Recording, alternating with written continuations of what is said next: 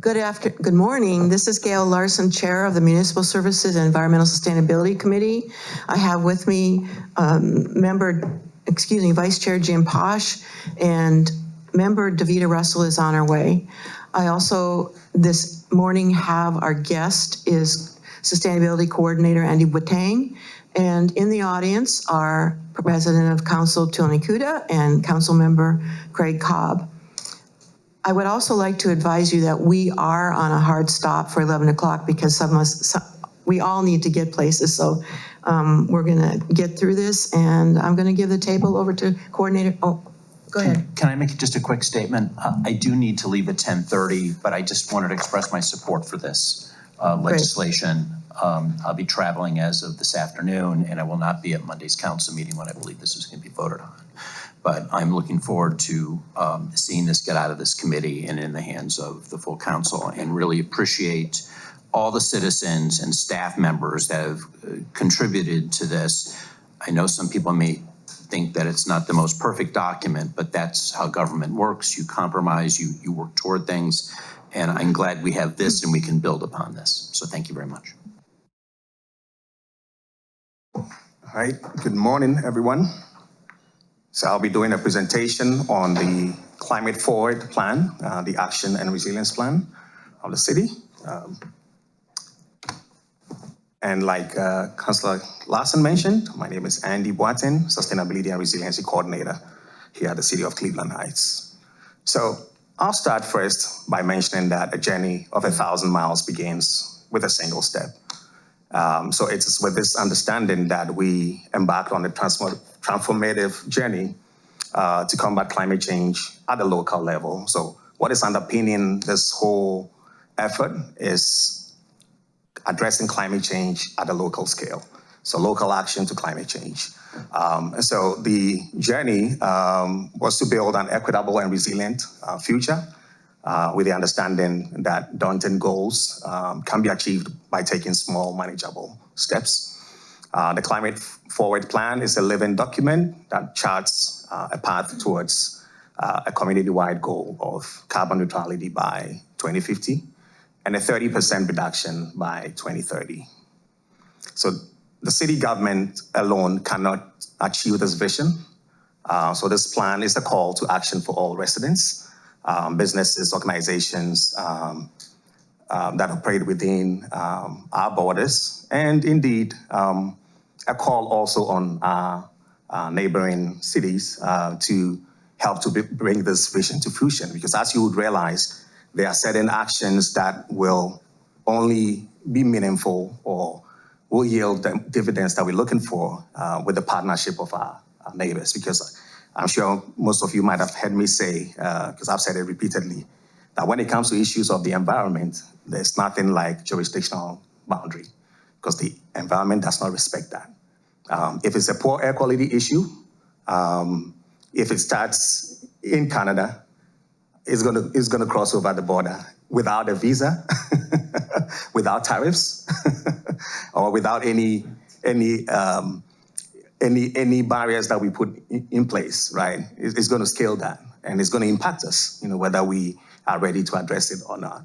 And so this plan here is thriving on the principle that our neighbors can partner with us where applicable, to bring some of these actions and strategies to fruition. And as I get deeper into it, you realize that when it comes to, for instance, EV charging, for instance, when you charge your car in Cleveland Heights, if we promote that and people get on board. If you charge here in Cleveland Heights and you go outside of our borders, it'll count on you having some charging elsewhere to get by, because you're not only going to be charging in Cleveland Heights. And so when you have charging infrastructure elsewhere, it helps facilitate some of these shifts to EVs, etc. So then that goes to the point that there's some regional, collaboration, some multi-city neighbors participation when it comes to addressing climate change, even at the local scale. Right? So why address climate change at city level? Cities are the front lines. Over 70% of global carbon emissions come from cities. As you all very well know, the world has become more and more urbanized. And so from the cities, we're seeing the use of electricity and natural gas from the energy sector producing these carbon emissions. We're also seeing it from the transportation sector, where whether it's public transit or it's on-road vehicle miles traveled or it's the use of off-road vehicles, which will be lawn mowers and gas leaf blowers and chainsaws and all of that, right?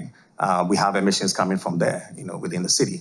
And then also, of course, there's the waste sector, solid waste, liquid waste, where we have these emissions coming from there.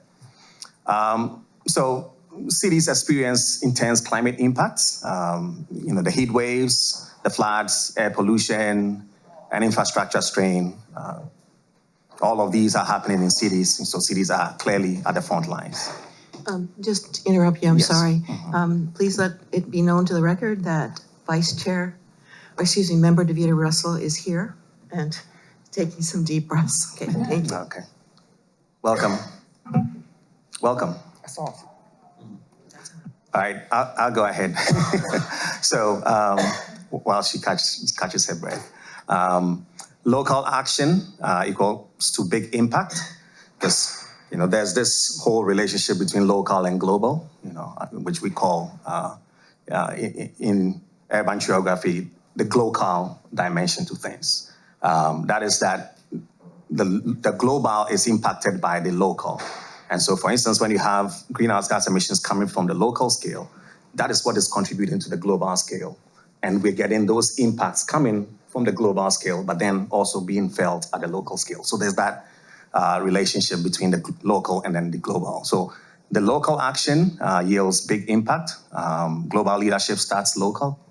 Thousands of cities worldwide are leading through climate pledges and innovative solutions such as ours. Local success stories build momentum for broader national and global action. And I can tell you on authority that, having worked on several, climate action plans at the local scale, at the national scale, where I represented my country, Ghana, the United Nations Convention on Climate Change, UNFCCC, you will see how the local scale has an impact on what we are experiencing at the global level. And so when it comes to action, you will find more and more action support coming to the local scale. And that's why you will see, if you look at the UN goals, sustainability goals, you'll find a lot of things that dwell, largely on the local scale, because that's where the world lives now. The world is largely urbanized. And so, the impacts are felt there. The triggers of climate change, what is contributing to climate change, the emissions, are coming from the local scale. Local success builds momentum for broader national and global action. Now, cities can prioritize equity. Cities can design policies that directly benefit vulnerable residents, improving health, jobs, and affordability. And then addressing climate change at the city level is also a smart investment, because when you delay action or implementing steps to build your resilience to climate change and its impacts, you are actually positioning yourself to incur larger costs when it comes to dealing with it. Because, for instance, we all saw recently how intense storms that hit our area caused damages, right? Now, the impact to labor hours, the impact to buildings, people's health, people's safety, right? And if you put the dollar amount to that, that's huge. Now, if we build resilience to that, then we position ourselves not to incur some of these costs that come down the line, because those costs will come because climate change is happening, the impacts are already here, and the earlier we build resilience to it, the better for us as a community. So green policies can attract businesses, talent, and federal funding as well. If we have a question, is it all right if we interrupt, or would you rather we wait till the end? You can interrupt. All right, thank you. All right, so this plan is a reflection of the community's vision. We held 11 community events. We had 230 plus survey responses. We also had 440 community participants, plus community participants. Because the idea behind this plan is that this plan is going to thrive, number one, on the participation of the community, right? If you put a plan together and you don't have buy-in from the community, the plan is as good as dead. There's nothing you can do about it because you're not going to implement all the actions by yourself, right?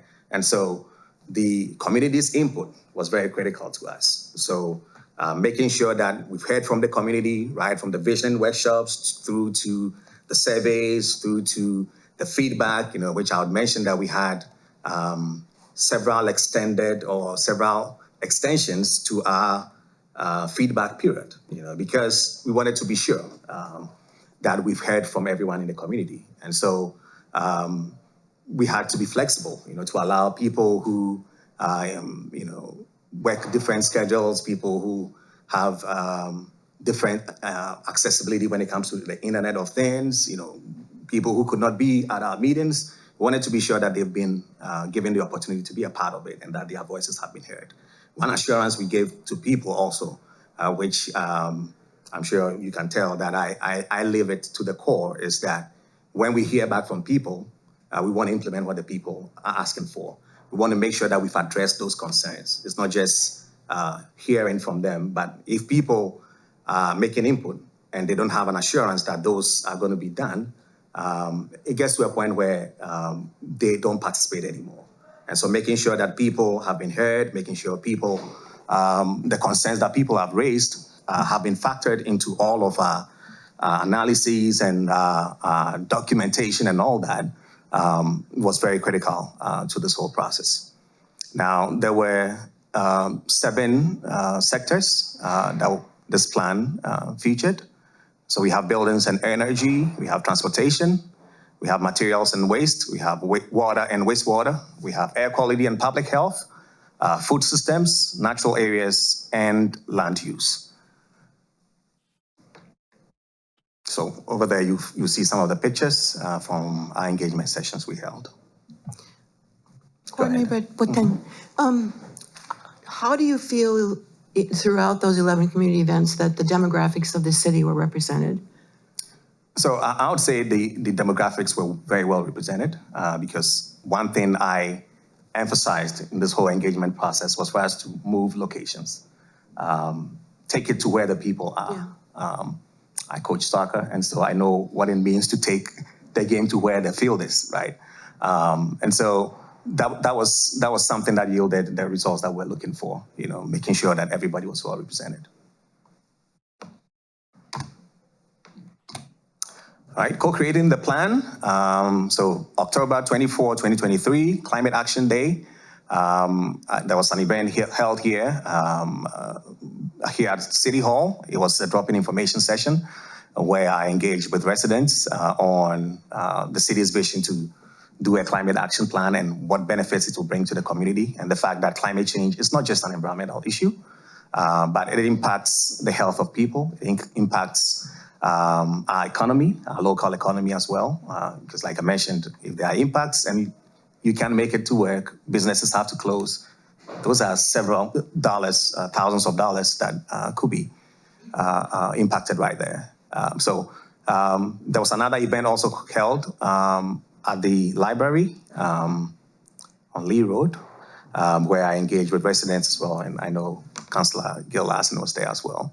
And then February 24, there was Black History Month celebration, so we had a table there as well. Earth Day, we engaged with residents at local Earth Day celebrations, inviting them to be part of this whole process of creating the plan. And so, as you see these different engagement points that we had, and that goes to emphasize how we took the game to where the field was, for people to participate. And then from this, these engagement sessions, we had a visual summary of the community visioning workshop that was created by an artist, and you will see the concerns people had, by the different, people groups, whether it's renters, low-income households, business owners. seniors, youth, etc. You see also the different sectors well represented there as well. Over here, you see the different themes that came up from our engagement sessions well captured in this whole art piece here. Also, you find, different engagement points where we had people be a part of this whole process, from the annual electric lawnmower exchange to the Noble Corridor planning, through to Pride in the Park, to Climate Action Community Workshop, to Noble Road, July Module on transportation accessibility and environment, and others which I've mentioned here, all the way through to Climate Action Day, which I mentioned here that this is where everything comes full circle, because we started off with a Climate Action Day, October 24, 2023. October 24, 2024, we're back here at City Hall engaging with residents as we finalize the plan and ensure that, anybody who missed any of our several opportunities to provide their feedback had the opportunity to weigh in as well. And then there was an event for Earth Day held here at City Hall, where we did an official launch of the plan, engaged with residents, also engaged largely also with city staff, because as you would find, this plan is going to count also on city staff and city departments lending their shoulders to the wheel to get us to where we want to get to. And so as part of our process, we had a city project team. We also had one that met bi-weekly. We had one that met monthly that involved directors and leaders of the various departments, and ensuring that we are all aligned when it comes to the vision that we have here.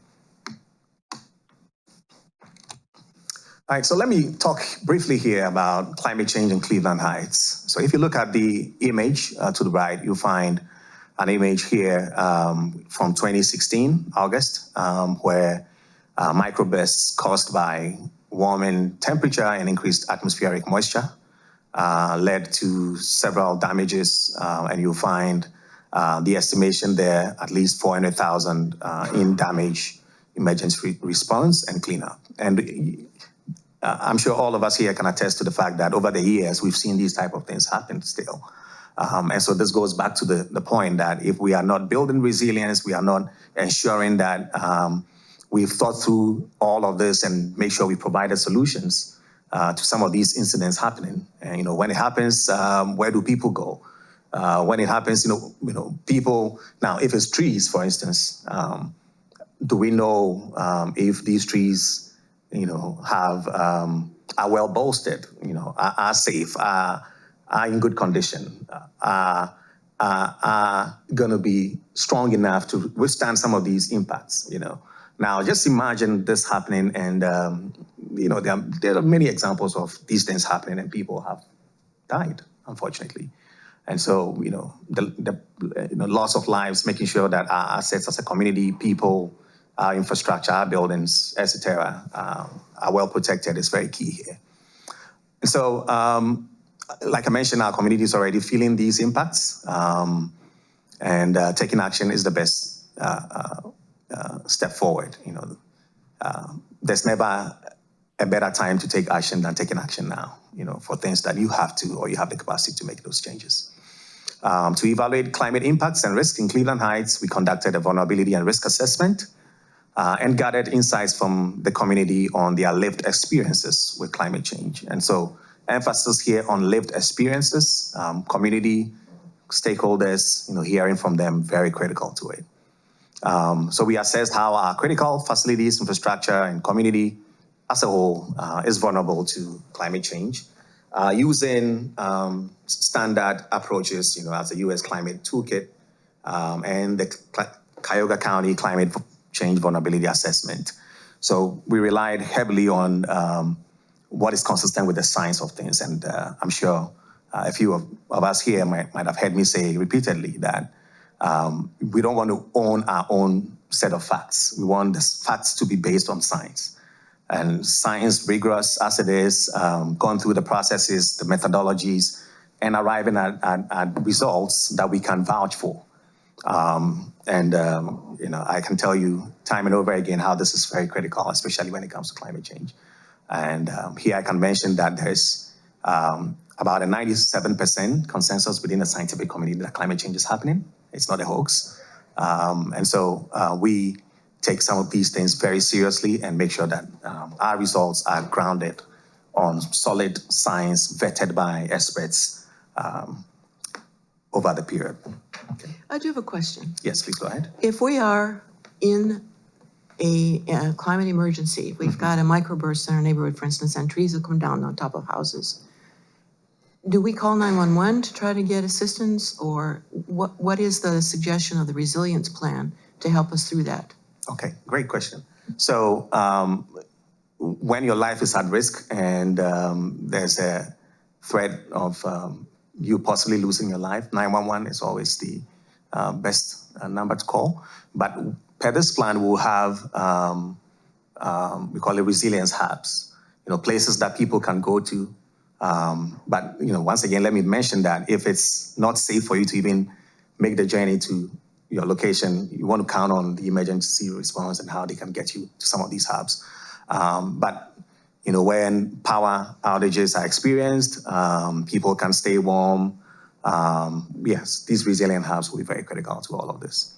And as we expand, we want to make sure that we can also get buy-in from our businesses and other community stakeholders, because cooling centers will definitely be helpful. I'm sure you've heard many times how public transit sometimes offers these options when you have that. So I'll proceed here.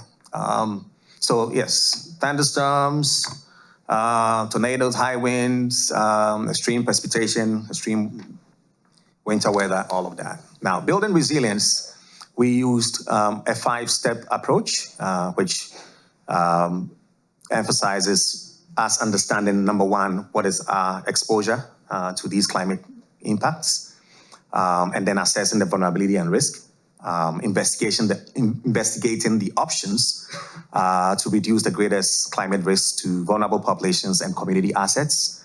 Like I mentioned earlier, assets here refer to people and resources, infrastructure included, that we hold dear as a community. And then prioritize and plan, and then based on that, take action. So you'll find at the right side of the screen, you'll find how this whole vulnerability resilience building process looks like. And maybe let me mention here, because I know I'll mention it elsewhere, but I want to emphasize here that you'll find at the center of all of this a very big word called equity. Because when you want to build resilience as a community, you want to make sure that you've mainstreamed equity into the whole equation. And that is important because you don't only want to build resilience for certain people within the community, because the other side of all of that is that when you build resilience for a section of the population, that is not resilience. You've just catered for one side. But like I mentioned earlier, whether the issues of the environment are no respect of persons. And so the flood will not stop when it gets to a certain neighborhood, right? Or poor air quality will not stop, when it is going to a certain neighborhood.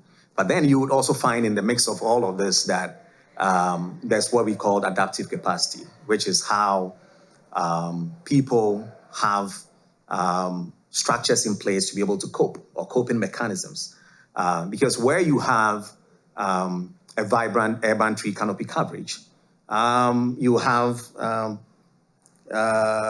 carbon sequestration happening, right? Because the trees will sequester the carbon, they will filter the bad air. They will also reduce runoff, stormwater runoff. And so you have some of these areas where there's high adaptive capacity versus some of these areas where there's low adaptive capacity. And so when you want to build resilience as a community, you want to take stock of the various complexities and the various components with, how people adapt, and ensure that you've leveled or achieved maximum resilience across board, not just for a section of the population. So that is something we make sure we mainstream in this whole process. And then groups disproportionately impacted, and I see Councillor taking the lead? Thank you. I wish I could stay longer. This is really great. I'll catch up on it. Sure. On Look the forward to tape. it. Thank you. Thank you. So groups disproportionately impacted, seniors, youth. For purpose of time, I'll skip it, some of these details, but I think as I go along, you will get all of this highlighted there. So you see renters in multi-family households, low-income households, where there's limited ability to pursue home improvements because of income constraints, right? Disproportionately impacted by extreme heat and cold. Business owners, resilience improvements to buildings are expensive. Then also there are transit challenges which impact employees get into these businesses. And then renters and multi-family households, you have the challenges with limited control over building improvements. And then you see more moisture caused by flooding and precipitation, some basement apartments. And then you see climate migration, which would increase rent prices because you see people moving across the country to places where they can stay safe and have access to resources and not be heavily impacted by climate change like we see around. So here I'll get into the greenhouse gas emissions inventory. So first, let me state that to understand the source of emissions from our city and community activities, we completed 2 greenhouse gas emissions inventories, one focusing on city operations and the other which was community-wide activities. So here I'll delve a little bit into the community-wide greenhouse gas emissions inventory. The residential energy being 60%, transportation and mobile sources 17%, commercial energy being 15%, and we see the breakdown as we go down.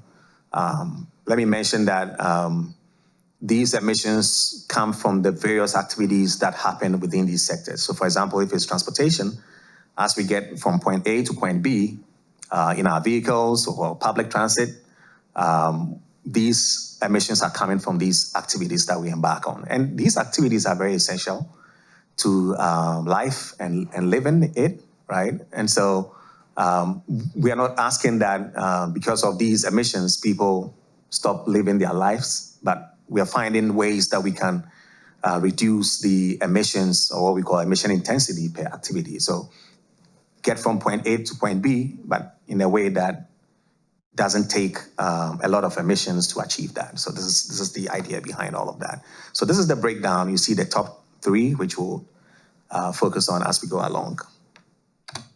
And then city operations from inventory 2022, you see electricity, you see transportation and mobile combustion, you see natural gas and stationary combustion. So you will see a pattern there.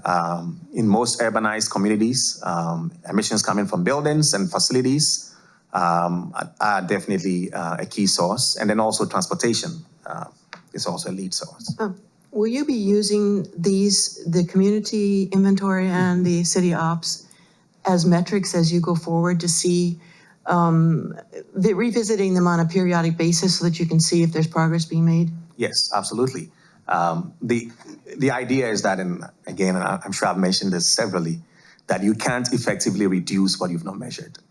And so when you are measuring and getting the baseline metrics, that serves as a basis for you to track your reductions as you go along. And so if you've measured it like we did here in 2022, we want to once again revisit these sectors, see whether the actions or strategies that we've put in place are yielding the results that we're looking for. And so if we reduce, for instance, the vehicle miles traveled from the transportation sector, promoting other green ways of getting from point A to point B, you'll find that the emissions there are going to be reduced. And so that's the idea behind it. High impact pathways, to the top right-hand corner, you'll find our target there. So 30% reduction by 2030. You also see carbon neutrality by 2050. Let me talk briefly here about carbon neutrality. And maybe clear a misconception that some people have about carbon neutrality. People sometimes think that carbon neutrality means that no carbon emissions will be produced. That's not what it means. Carbon neutrality means that the carbon that you're putting in the atmosphere and the carbon that you're taking out of the atmosphere are leveling out, right? Are crossing out each other, or are balancing out, where you are not emitting as a community anymore. And so you find the strategies that we've identified here will position us to meeting this goal. And so to do that, when you have a goal and you don't have strategies in place to get there, it's wishful thinking. And so you don't want to do that here. And so what you see here is that we have high impact pathways and we have actions there, and we see what the reductions will be by 2030 when we implement all of these high impact pathways. And so you'll find ICLEI, which stands for International Council for Local Environmental Initiatives, which is an organization that when I came on board, I introduced to the city and we've partnered with.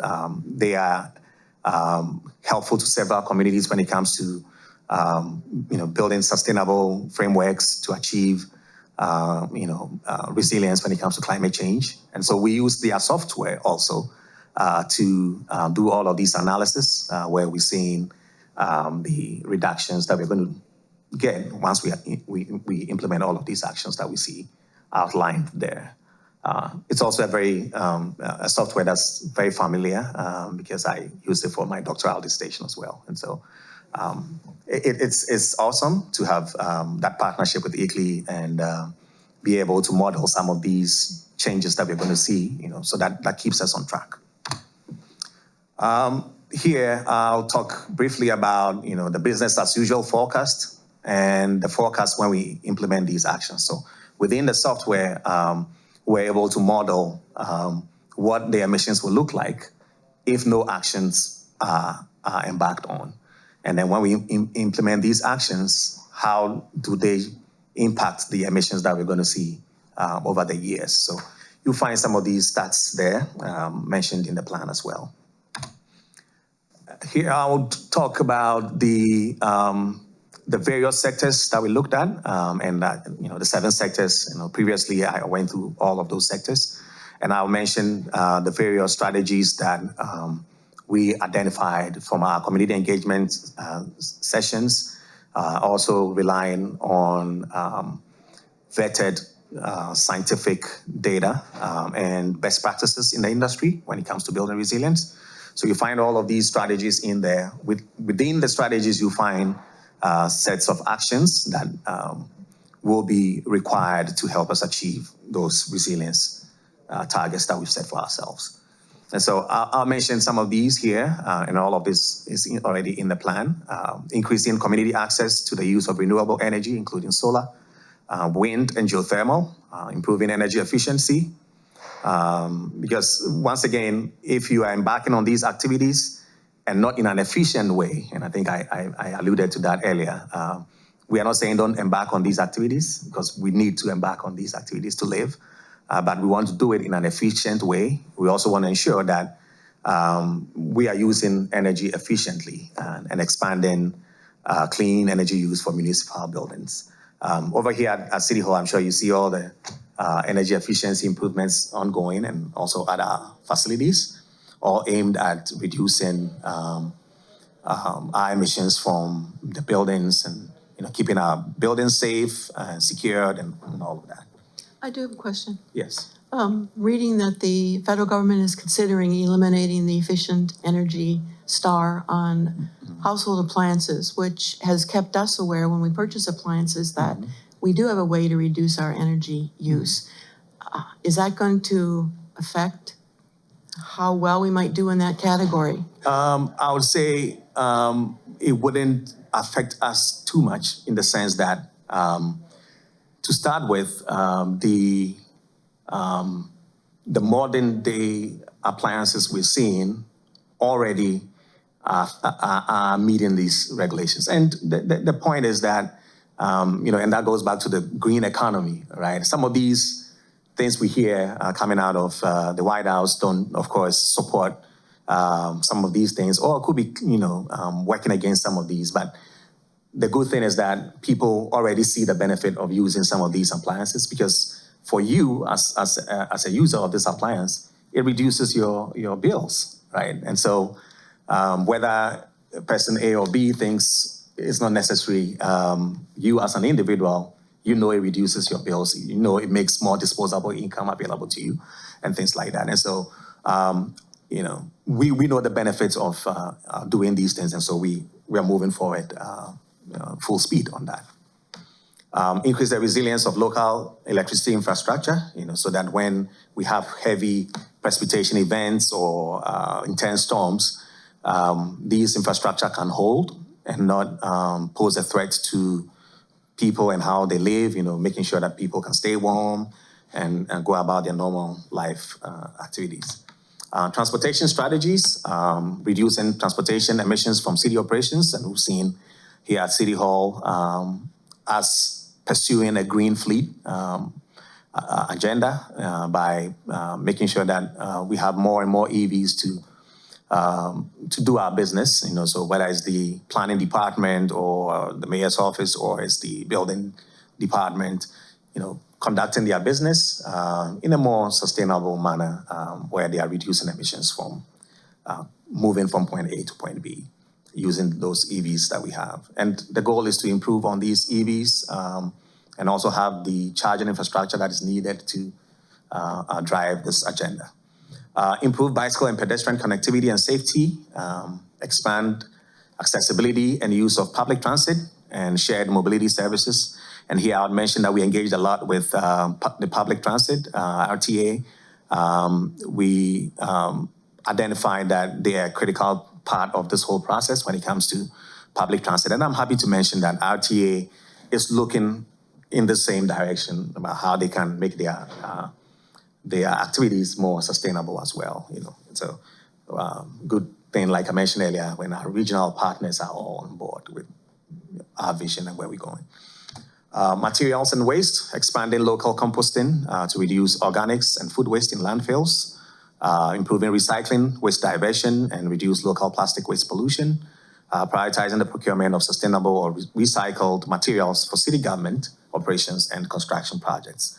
And so one of the things, and you see that the various departments here at City Hall will mention that anytime I'm at the table, I want to make sure that we're thinking through things in a more sustainable manner. It shouldn't be business as usual anymore. And I'm happy to mention that everyone is on board, and that's great to see. You know, when we held the Earth Day event here at City Hall and engaged with the various departments, as we engage with the community as well. I mean, the great show of support, you know, people being there, asking questions, seeing how they see themselves in the plan, and what role they'll be playing to bring the vision to fruition was just excellent and good to see. So, you know, it takes a village. If you want to get there fast, you probably will go alone, but it's not sustainable. But if you want to get there and get there right and get there well positioned to thrive in the years to come, you want to go together. You want to go with the village. And so this is where we lay those emphasis on. And I see that we're running out of time, right? Yeah, so do you have any major announcement you want to make? I'm just curious how we keep this in the foreground so that our residents and our city staff is cognizant of this plan is in place once, I mean, it is in place now, but Yes. we're looking at it on Monday at council, but how do you maintain that momentum? Great, thank you. Great question. So, you know, so just on the back of what I just mentioned, you know, we need everyone. It's a village. It takes a village to get there and get there well, because this impacts everyone. And so, engaging with the various stakeholders, you know, if it's businesses, for instance, right? Let me start from there because that's a big component of our city that I would say, for reasons that we all agree to, was not well represented at these because they are doing business, and so not all of them were present at this in these engagement sessions that we had. So taking the game once again to where they are, inviting them, bringing them, seeing where they can also play a role in it, seeing the opportunities available, the funding available. How do they even do it? What are the benefits that these provide to them? So engaging with them is number one for sure. Also, leading by action, which we see the city doing, because you probably heard me mention many times that you lead by example. You don't tell people what to do if you're not doing it, right? And that's stewardship. And so engaging with the residents and demonstrating that on the part of city administration is also a sure way to get buy-in from the community. And so putting out these resources, putting out these engagement sessions, these actions that apply to them, whether it's RTA, improving public transit, we're engaging with these bodies to make available information to our residents so they can participate. If it's providing these charging infrastructure as we try to incentivize people using more and more EVs, we're going to be holding sessions. We're making information available. We're showing people where to go to charge, what are the benefits of using these things. If it's bike transportation improvements, we want to make sure that we've created the facilities for people to use. There's access to building the momentum on that, because without that, we can't get there. And I'll wrap up here with, I see the air quality, public health strategies, all mentioned in the plan, which is available online. And did I go too fast here? Okay.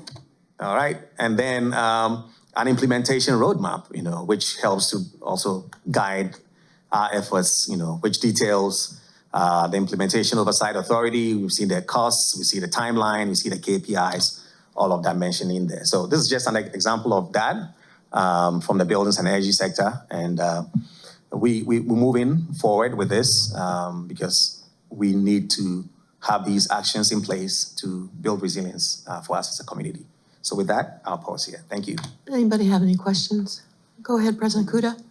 I stepped out for a minute, so I might have missed. Did you address plastic bags?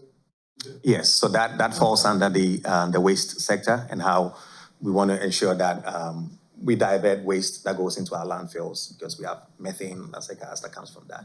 And so as part of this, we have strategies within the waste sector which look at that. But whether it's plastic ban or I think, is that where you're going with? Yeah, I mean, South Euclid basically did that, and they for I think a dime, you get a bag that's reusable. Yeah. And I end up using those bags all the time. And I know that it's worked well in South Euclid. I think it would be worth looking into how they implemented that, because I see these bags blowing around. It's just like somehow they get outside and they're in the trees and the bushes, and I mean, it's just a scourge on our community. Yeah, exactly. And just briefly here to respond to that, what we plan to do with that is incentivizing participation, because we recognize that there are some legal constraints when it comes to enforcement and passing such outright bans. But incentivizing participation, where people get, some direct benefit from not using the plastic bags is certainly the way to go.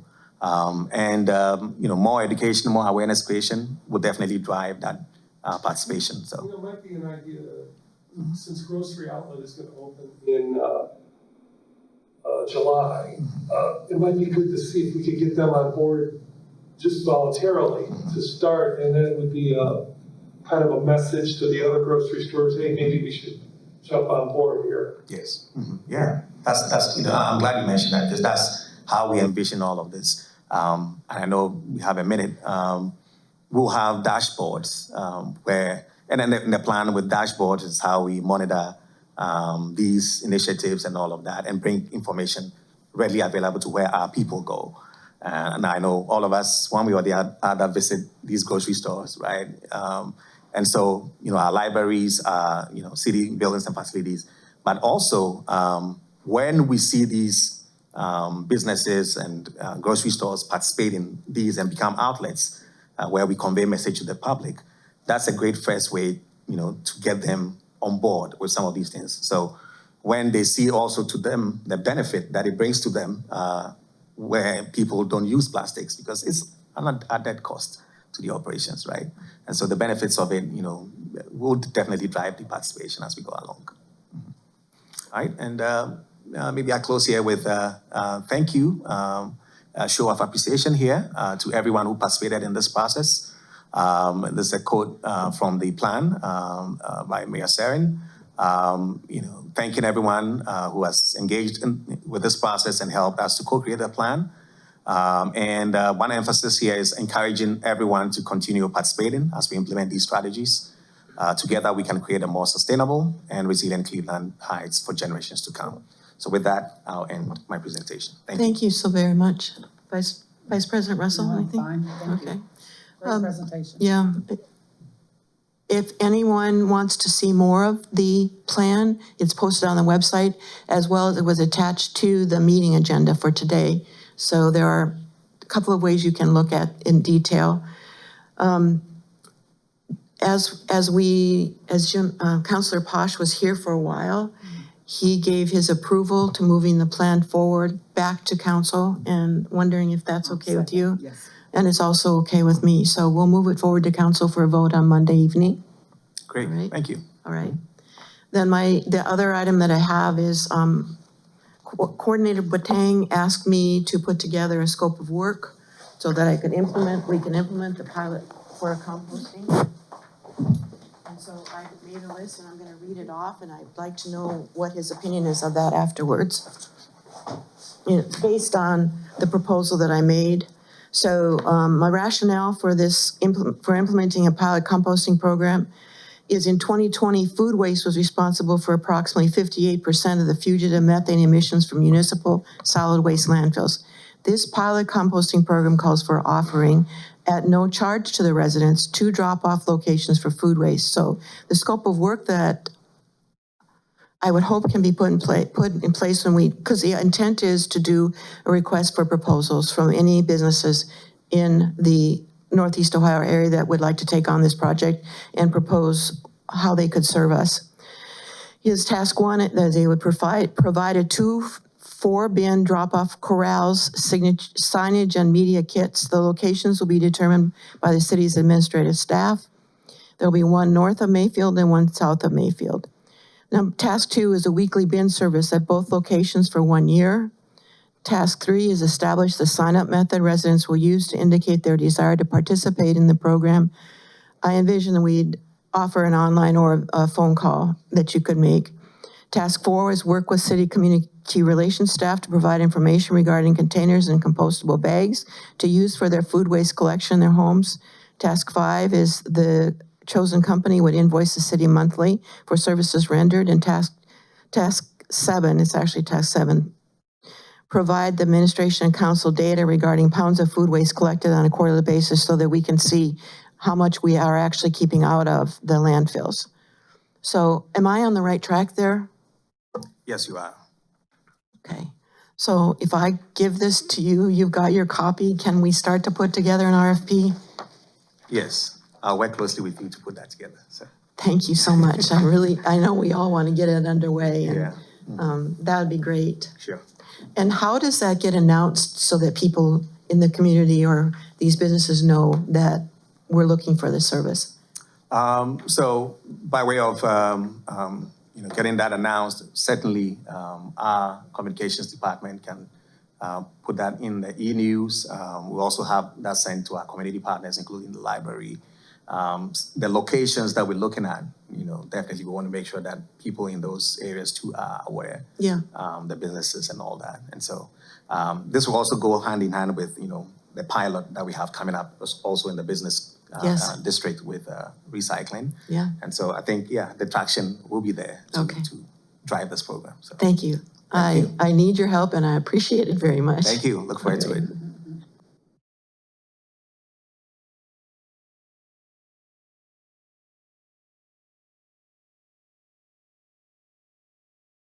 I appreciate everybody coming tonight, this morning. And with that, I'm going to adjourn this meeting. So have a good weekend, everyone.